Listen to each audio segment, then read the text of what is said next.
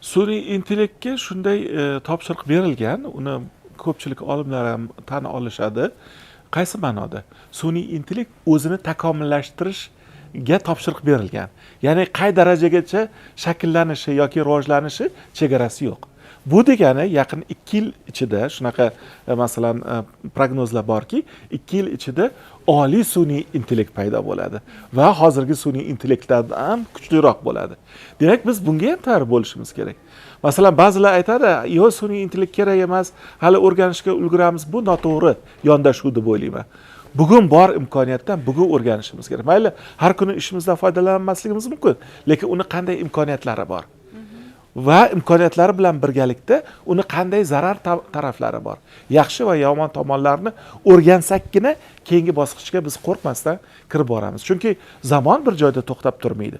Mana yaqinda ham OpenAI tashkilotchilaridan bittasi shunday dediki, biz dedi sun'iy intellektni taklif qildik insoniyatga, lekin uni masalan chegaralarini, uni axloqiy taraflarini biz hali o'ylab ko'rganimiz yo'q, uni takomillashtirishga ulgurganimiz yo'q deyapti.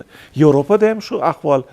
Kechirasiz, masalan ayrim davlatlarda yaqinda mana dekabr oyida Avstraliyada 16 yoshgacha ijtimoiy tarmoqlarni taqiqlashdi yoshlarga. Hozir Fransiyada shunday masalan diskussiyalar ketyapti. Ya'ni biz axborotni qabul qilish imkoniyatlari kengaygan sari biz odamlarni, yoshlarimizni ayniqsa himoyalash haqida ham bosh qotirishimiz kerak deb o'ylayman va bu o'rinda media savodxonlik masalasi birinchi o'ringa chiqadi.